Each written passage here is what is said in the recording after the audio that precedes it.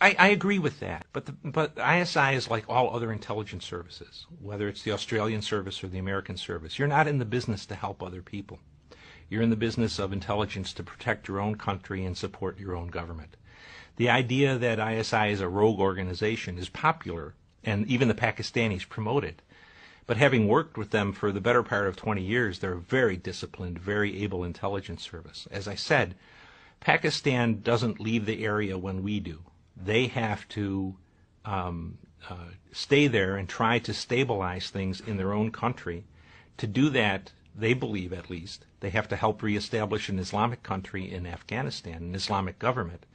So Afghanistan, if it looks to expand, will look north to Central Asia and not into Pakistan, which in turn allows the Pakistanis to move better than 100,000 troops off of the eastern border back to their western border off the western border rather, back to the eastern border against India, which, whether we like it or believe it or not, they think is their main enemy. So I really find the situation in Afghanistan largely of our own making.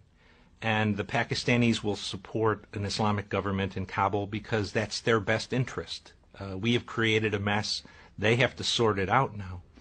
And it's really a disastrous situation for the United States, at least, because the American people, I think, are going to believe bin Laden's dead, we're leaving Afghanistan, the problem is over.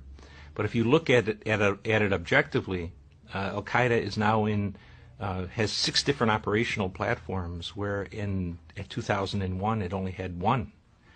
And so we're much worse off. And we've also demonstrated to the Islamists that we are not,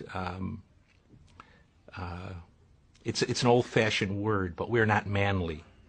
But the enemy loses hundreds a week, and we, a country, a superpower of 300 million people, cannot tolerate the loss of 160 people a year.